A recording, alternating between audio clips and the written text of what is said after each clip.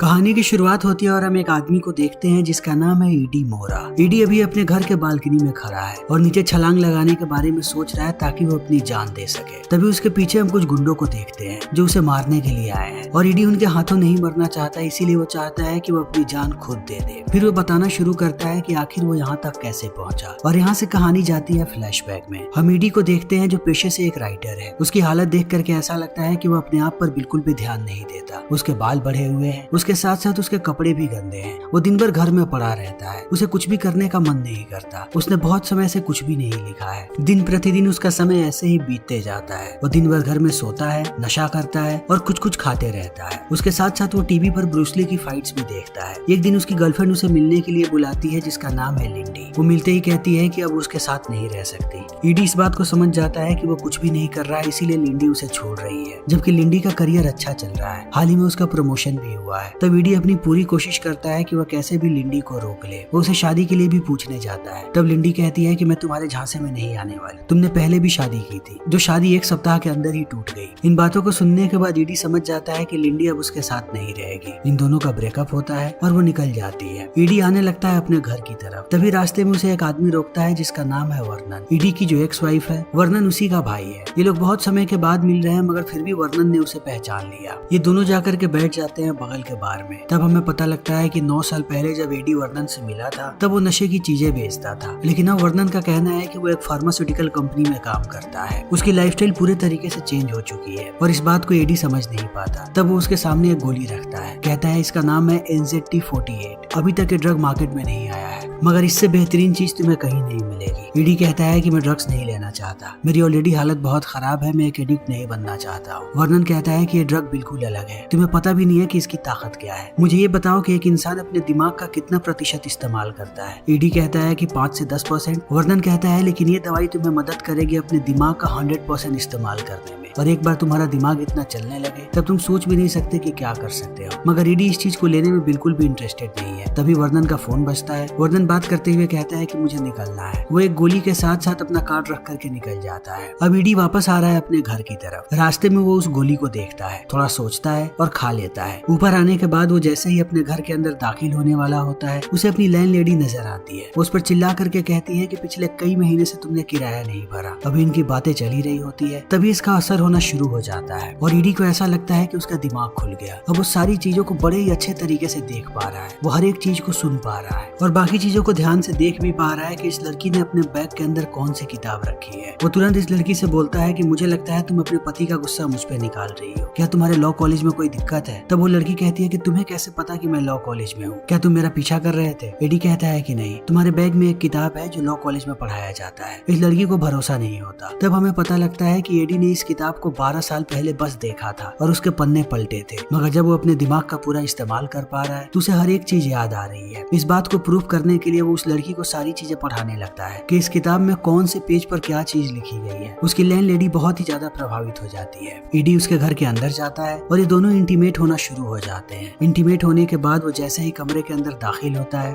उसे एहसास होता है कि उसका घर कितना गंदा और अनऑर्गेनाइज्ड है। वो तुरंत घर को ठीक कर देता है और सोचने लगता है कि आखिर ये दवाई इतनी ज्यादा अलग कैसे है। जब भी वो कोई और नशा करता था तो उसे चक्कर आते थे, उसे बैठने का मन करता था, कुछ भी करने का मन नहीं करता था। लेकिन इस ड्रग ने पूरी तरीके से चीजों को बदल दिया। उसे नशा करने का मन नहीं कर रहा और वो बहुत ही ज्यादा फोकस्ड है। उसे हर चीज पता है, उसे अब कैसे भी काम करना है। वो बैठ करके अपना किताब लिखना शुरू कर देता है और थोड़े ही समय में उसने पूरी की पूरी किताब लिख दी है। वो लेकर के किताब को पहुंचता है पब्लिशर के पास। उसे बिल्कुल भी भरोसा नहीं होता कि इतनी जल्दी कैसे किताब लिख दी ईडी ने। ईडी कहते हैं कि तुम किताब के कुछ पन्नों को पढ़ो, अगर तुम्हें अच्छी नहीं लगेगी तो मुझे बताना, मैं तुम्हारा एडवांस वापस कर दूंगा। इतना कह के वो वापस चला आता है घर पे। जब वो सुबह सुबह उठता है तो उसे एहसास होता है कि गोली का असर खत्म हो गया है, यानी इसका असर ज्यादा देर तक नहीं रहता, बस एक दिन तक रहता है। तभी उसे पब्लिशर का संदेश मिलता है। पब्लिशर उसके कुछ पन्नों को पढ़ करके पागल हो गई है। वो उसके साथ और भी काम करना चाहती है। इन बातों को सुनने के बाद ईडी बहुत खुश है। अब वो चाहता है कि वो उस दवाई को फिर से ले ताकि और भी काम कर सके। वो सीधा पहुंचता है वर्नन के घर पे। वर्नन जैसे ही दरवाजा खोलता है वो देखता है कि वर्नन के चेहरे पर चोट लगी है। जब वो वर्नन से पूछता है तो वो कुछ भी नहीं बताता कि उसे किसने पीटा। वो दवाई के बारे में पूछने लगता है। वो कहता है कि इसके बारे में ज्यादा लोगों को पता नहीं, बहुत अजीबोगरीब लोग इसे बनाते हैं। क्या तुम्हें और गोली चाहिए? एडी कहता है कि हाँ। वर्नन कहता है मेरे चेहरे पे चोट लगी है, मैं ऐसे बाहर नहीं जा सकता, तुम बाहर जाओ और मेरे लिए खाना और मेरे लॉन्ड्री से कपड़े लेकर के आओ। एडी चला जाता है बाहर। कुछ घंटों के बाद वो जैसे ही वापस आता है देखता है कि यहाँ पर वर्नन की लाश पड़ी है और पूरा का पूरा घर बिखरा हुआ है। वो बहुत ही बुरी तरीके से डर जाता है और पुलिस वालों को कॉल करके बताता है कि यहाँ पर एक लाश है, लेकिन पुलिस वालों को आने में बहुत समय लग रहा है। तब एडी इस बारे में सोचता है कि आखिर यहाँ पर क्या हुआ। शायद जो लोग यहाँ पर आए थे वो भी उसी गोली को ढूंढ रहे थे। जब उन्हें गोली नहीं मिली तब उन्होंने वर्नन को मार दिया, यानी कहीं ना कहीं वो गोली अभी भी इस घर के अंदर मौजूद है। वो तुरंत ग्लव्स पहन करके गोली को ढूंढना शुरू कर देता है, मगर बहुत देर ढूंढने के बाद भी उसे कहीं भी गोली नहीं मिलती। तब वो चुपचाप बैठ जाता है और सोचने लगता है। उसकी नजर पड़ती है किचन की तरफ। वो सोचता है कि अगर इस घर में किचन है फिर भी उसे खाना बाहर से लाने के लिए वर्नन ने क्यों कहा, यानी कि गोली किचन के अंदर है। वो तुरंत पहुंचता है ओवन की तरफ और अंदर हाथ डालता है, तब उसे एक पार्सल मिलता है। पार्सल खोलने के बाद वो देखता है कि अंदर एक डायरी है, कुछ पैसे हैं और बहुत सारी गोलियां। वो उन्हें उठाता है, तभी पुलिस वाले चले आते हैं दरवाजे पर। वो तुरंत गोलियों को छुपाता है और दरवाजा खोल करके पुलिस वालों को बताता है कि जैसे ही वो अंदर आया उसे लाश दिखाई पड़ी। उसे पुलिस वाले पुलिस स्टेशन लेके जाते हैं और पूछते हैं कि तुम्हारा क्या रिश्ता है इस आदमी से। वो कहता है कि ये मेरी एक्स वाइफ का भाई है। वो तुरंत उसकी एक्स वाइफ को कॉल लगाते हैं जिसका नाम है मेलिसा। मेलिसा पुलिस वालों से बात करती है और उसके साथ साथ वो बात करती है ईडी से भी। तब पुलिस वाले उसे छोड़ देते हैं। अब ईडी की लाइफ पूरी तरीके से बदल रही है। वो रोज गोली ले रहा है जिससे उसका दिमाग बहुत ही तेजी से काम कर रहा है। वो सबसे पहले अपने हुलिये को बदलता है और एक नई किताब को 4 दिन में फाइनल कर देता है। उसके साथ साथ वो जिस भाषा को भी सुनता है उस भाषा को वो सीख भी लेता है। वो कसीनो में चला जाता है और मैथमेटिक्स वाला दिमाग लगाता है कि कब कौन सी चीज आएगी और इसमें भी वो पैसे जीतने लगता है। वो हर चीज सीख रहा है बहुत ही तेजी से। उसे बहुत सारी भाषाएं आती है जिनकी मदद से वो अलग अलग देशों की लड़कियों के साथ इंटीमेट भी होता है। अब हर तरफ लोग उसे पहचान रहे हैं। थोड़े समय के बाद उसकी दोस्ती होती है बहुत ही अमीर लोगों से जो उसे इनवाइट करते हैं अपने साथ हॉलीडेज पे चलने के लिए। वो चला आता है दूसरी कंट्री में। वो इनके साथ एंजॉय करता है और एक दिन पहाड़ से नीचे कूदता है एक पानी में। तब उसे एहसास होता है कि अब तक उसे जो लग रहा था कि उसे राइटर बनना है वो सब गलत था। उसे राइटर बनना ही नहीं है, उसे अपनी जिंदगी को एंजॉय करना है और उसके लिए चाहिए पैसे, यानी किसी भी कीमत पर उसे बहुत अमीर बनना है। वो वहाँ से वापस आता है और शेयर मार्केट में पैसे बनाना शुरू कर देता है। वो अच्छे खासे पैसे भी बना रहा है, मगर उसे पता है कि उसके पास ज्यादा पूंजी नहीं है और जितनी ज्यादा पूंजी होगी उतनी तेजी से वो पैसे भी बना पाएगा। तब वो पहुंचता है गैंगस्टर के पास जिसका नाम है गेनेडी। वो उसे $1 लाख मांगता है। पहले वो मना कर देता है, मगर थोड़े समय के बाद वो मान जाता है। पैसे देते समय वो एडी को धमकी देता है कि अगर उसने उसके पैसे सूद समेत नहीं लौटाए तो वो उसके हाथ को काट देगा। मगर एडी को पता है कि वो पैसे लौटा सकता है। वो अगले ही दिन ट्रेडिंग करने बैठता है और एक सप्ताह में वो $1 मिलियन बनाता है, जिसे देखने के बाद सारे लोग चौंक जाते हैं। हर तरफ उसके चर्चे हो रहे हैं। एडी को एक रात कॉल आता है कि शहर का सबसे अमीर आदमी उससे मिलना चाहता है जिसका नाम है कार्ल वान लून।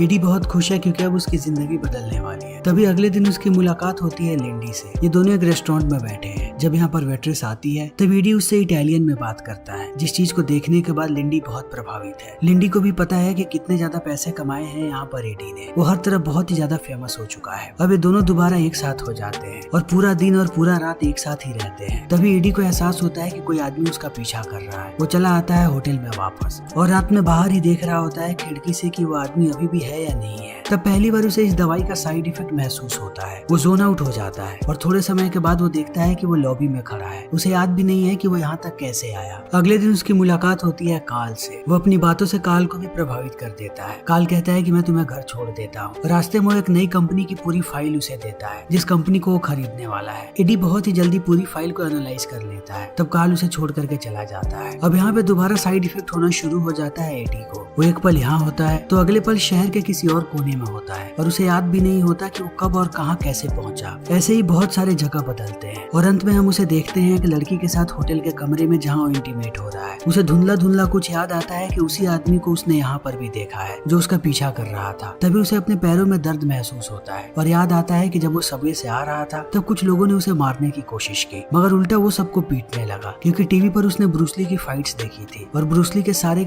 मूव्स उसे अभी भी याद है जिनका इस्तेमाल करके उसने सबको मार करके नीचे नीचे गिरा दिया। फिर अगले दिन उसकी आंख खुलती है। वो अपने आप को पाता है बहुत दूर। उसे कुछ भी याद नहीं है कि पिछले एक दिन में उसके साथ क्या हुआ है। वो चला आता है घर वापस आने के बाद वो फाइल को एनालाइज करना शुरू कर देता है, मगर फिर से उसे दवाई की जरूरत है। इस बार जैसे ही वो बॉक्स को चेक करता है उसे अंदर कोई भी दवाई नहीं मिलती, सारी दवाइयाँ खत्म हो गई है। तभी उसके दोस्त केविन का कॉल आता है और वो उसे बताता है कि काल की आज मीटिंग है, जितनी जल्दी हो सके आ जाओ। लेकिन ईडी को पता है बिना दवाई के वो कुछ नहीं कर पाएगा। वो बहाना बनाने लगता है कि वो बीमार है। केविन कहता है कि तुम्हें किसी भी हालत में आना पड़ेगा, ये मीटिंग का मौका तुम्हें दोबारा नहीं मिलने वाला। तब ईडी चला आता है, मगर मीटिंग में वो फोकस ही नहीं कर पा रहा। तभी उसकी नजर पड़ती है टीवी पे। वहाँ पर वो उसी लड़की को देखता है जिसके साथ वो कल रात में इंटीमेट हुआ था। न्यूज से उसे पता लगता है कि इस लड़की का किसी ने मर्डर कर दिया है। वो भागते हुए बाहर आता है और उल्टी करना शुरू कर देता है। उसे पता नहीं कि उसे किसने मारा है और उसे ये बात भी पता नहीं कि कहीं इसने ही तो उस लड़की का मर्डर नहीं किया। अब उसे कैसे भी वो गोलियां चाहिए। उसके पास अभी भी वर्नन की डायरी पड़ी है। सबसे पहले वो कॉल करता है अपनी एक्स वाइफ मेलिसा को और उसे मिलने के लिए बुलाता है। फिर एक एक करके डायरी के सारे लोगों को कॉल करना शुरू कर देता है। हर जगह से उसे पता लगता है कि जिसे भी वो कॉल कर रहा है वो मर चुका है, यानी जितने भी लोगों ने इस दवाई को लिया उनकी मौत हो गई है। मगर जैसे ही वो आखिरी नंबर पे कॉल करता है वो फोन बगल में ही बजता है और हम उसी आदमी को देखते हैं जो अब तक उसका पीछा कर रहा था। वो भागने लगता है और भाग करके पहुंचता है मेलिसा के पास। इसे देखने के बाद मेलिसा कहती है कि मुझे पता है कि तुम एनजीटी ले रहे हो, मैंने भी उस दवाई को लिया था। शुरू में मुझे बहुत मजा आया, लेकिन एक वक्त के बाद मेरी हालत खराब होने लगी, तब मैंने दवाई लेना बंद कर दिया। जैसे ही आप इस दवाई को लेना बंद करते हो आपके शरीर के एक एक ऑर्गन जवाब देना शुरू कर देते हैं, खास करके आपका दिमाग। ये दोनों बाहर आने लगते हैं। मेलिसा उससे पूछती है कि कितने समय से तुम इस दवाई को ले रहे हो। वो कहता है 2 महीने से। तब वो और भी परेशान हो जाती है। कहती है मैंने सिर्फ 1 सप्ताह इस दवाई को लिया था और इसने देखो मेरी कैसी हालत कर दी। अगर तुम्हारे पास अभी भी गोलियां बची हैं तो उन्हें खाते रहो, जैसे ही तुम छोड़ोगे तुम्हारी हालत खराब हो जाएगी। इतना कह के वो चली जाती है। अब सच में हालत खराब हो रही है ईडी की। उसके पास सिर्फ 1 गोली बची है। वो घर पहुंच रहा होता है तभी उस पर हमला कर देता है केनेडी अपने पैसे मांगने के लिए। अपने आप को संभालने के लिए ईडी गोली खाने की कोशिश करता है। तभी वो गोली हाथ लग जाती है केनेडी की। ईडी उसे रोकता है मगर वो रुकता नहीं और गोली खा लेता है। फिर वो ईडी को पकड़ करके ले जाता है बैंक के पास। ईडी पैसे निकालता है और दे देता है केनेडी को, मगर इस दवाई का असर अब उसके ऊपर भी होना शुरू हो चुका है। वो भी बहुत अच्छे तरीके से चीजों को देख पा रहा है, लेकिन अब बिना दवाई के ईडी की हालत खराब हो रही है। फाइनली वो पहुंचता है लिंडी के पास और उसे पूरी सच्चाई बता देता है। तब उसकी भी हालत खराब होने लगती है। वो उसे कहता है कि मैंने कुछ दवाइयों को छुपा करके रखा है, तुम्हें उन्हें लेकर के आना पड़ेगा। लिंडी पूछती है वो दवाइयाँ कहाँ है। ईडी कहता है तुम्हारे घर पे। तब वो और भी गुस्सा हो जाती है, मगर उसकी जान बचाने के लिए वो चली जाती है अपने घर पे। मगर जैसे ही दवाइयों को लेकर के वो निकलती है वही आदमी उसका पीछा करने लगता है। वो तुरंत ये बात बताती है कॉल करके ईडी को। ईडी कहता है कि वहाँ से भाग। तभी वो आदमी उस पर हमला कर देता है और लिंडी भागने लगती है दौड़ करके। वो 2 आदमियों से मदद भी मांगती है, मगर ये आदमी उन दोनों को भी मार देता है चाकू से।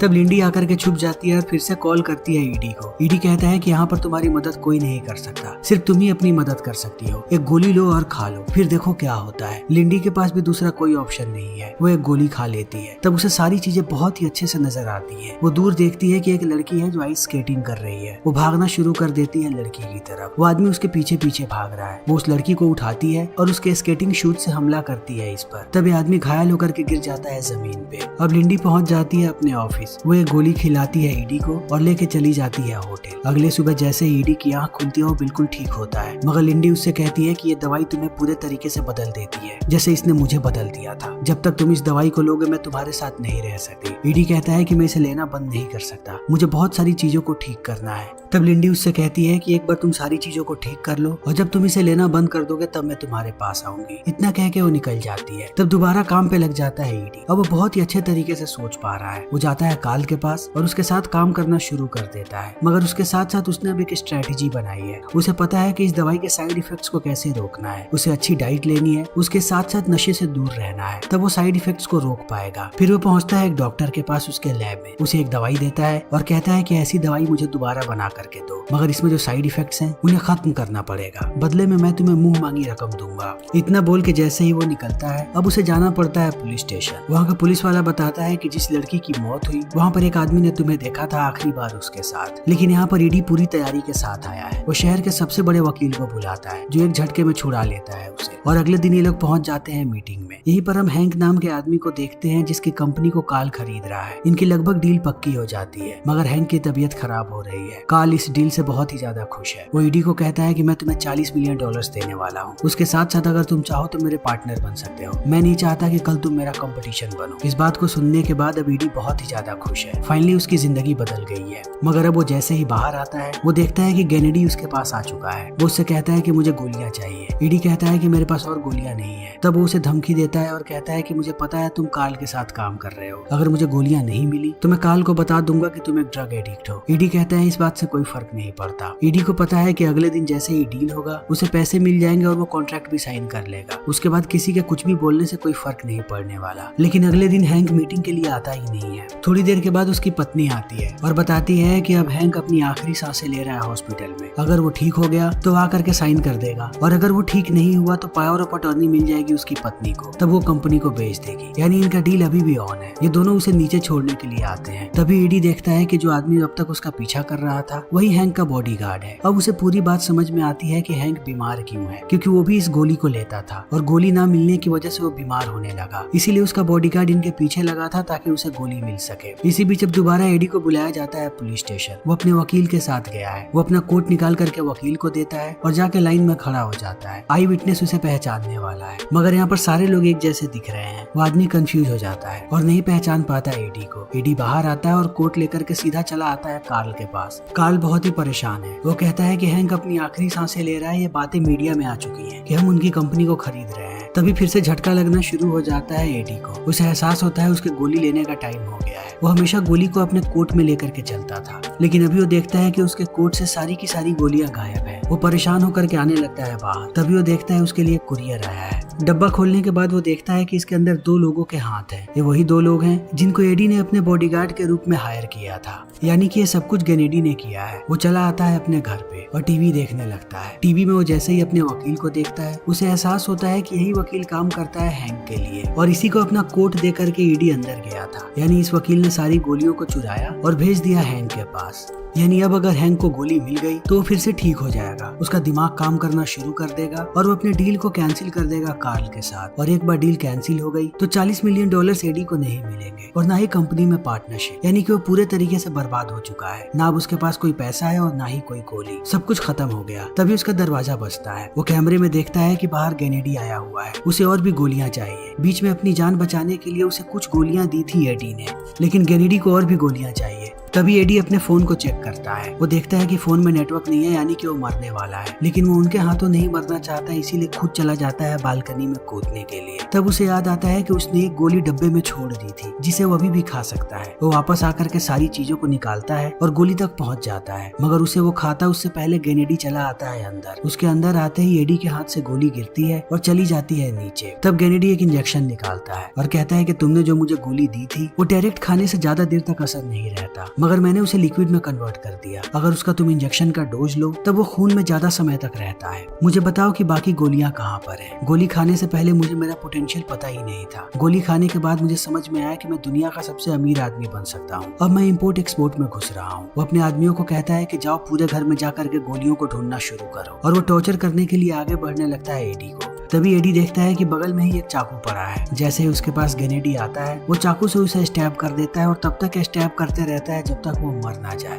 अंत में अब केनेडी की लाश पड़ी हुई है और उसका खून बह रहा है और यहीं पर एडी भी गिरा हुआ है। उसे पता है कि उसके लोग जैसे ही अंदर से आएंगे उसे मार देंगे। एडी को ये बात पता है कि अभी भी वो दवाई खून में मिली हुई है केनेडी के, यानी अगर वो खून को पी ले तब कहीं वो फिर से ठीक हो सकता है और अपनी जान बचाने के लिए वो यही करता है। अब उसका दिमाग फिर से चलने लगा है और अपने दिमाग का इस्तेमाल करके वो इन दोनों को मारता है और इनकी लाश को छोड़ करके यहीं पे निकल जाता है, क्योंकि इस फ्लैट में पहले एक ड्रग डीलर रहता था। पुलिस वालों को लगेगा कि ये लड़ाई उसके साथ ही हुई है। वो सीधा पहुंचता है हॉस्पिटल। तब उसे पता लगता है कि हैंक की मृत्यु हो गई। वो पहुंचता है उसके बॉडीगार्ड के पास। वो समझ जाता है कि यानी कि गोली हैंक को कभी मिली ही नहीं। वो उसके बॉडीगार्ड के पास जाकर के कहता है कि उस वकील ने गोलियां चुरा ली थी मुझसे, फिर भी उसने ला करके हैंक को क्यों नहीं दिया और हैंक मारा गया। अब बॉडीगार्ड गुस्से में है। ये लोग पहुंच जाते हैं उस वकील के घर पे। बॉडीगार्ड ने बांध करके रखा है उस वकील को और एडी के हाथ वो गोलियां लग जाती है। यानी बॉडीगार्ड अब वकील को मारेगा और हमेशा के लिए चला जाएगा एडी की जिंदगी से। समय ऐसे ही बीतने लगता है और अब 1 साल साल का वक्त बीत चुका है। हम एडी को देखते हैं जिसकी किताब पब्लिश हो चुकी है और वो बेस्ट सेलिंग में से एक है। उसकी किताब का नाम है इल्यूमिनाटी और अब वो सेनेटर के इलेक्शन के लिए खड़ा है। उसे राष्ट्रपति बनना है। तभी उससे मिलने के लिए कार्ल आता है। कार्ल बताता है कि उसे पता लग गया है कि इतना दिमाग आखिर ईडी का तेज कैसे है। उसे उस गोली के बारे में भी पता है और जहाँ पर ये गोलियां बन रही थी उसने पूरी कंपनी को खरीद लिया। हालांकि किसी को पता नहीं कि ये गोली यहाँ बन रही थी या कहीं और। कार्ल ने ये बात भी पता लगा ली कि ईडी के पास एक प्राइवेट लैब है, उसने उसको भी बंद करवा दिया। कार्ल यहाँ पर ब्लैकमेल करने की कोशिश कर रहा है ईडी को कि वो उसके सारे काले धंधों को नजरअंदाज करे और उसमें उसकी मदद करे अगर उसे गोलियां चाहिए तो, वरना कार्ल हर जगह ये बात बता देगा कि इनका होने वाला सेनेटर ड्रग्स लेता है। इतना कहने के बाद वो खुशी खुशी आता है बाहर। तब बाहर उसे एडी कहता है कि मैं तुम्हारे लिए कोई काम नहीं करने वाला। कार्ल कहता है कि तुम ये क्या बक रहे हो।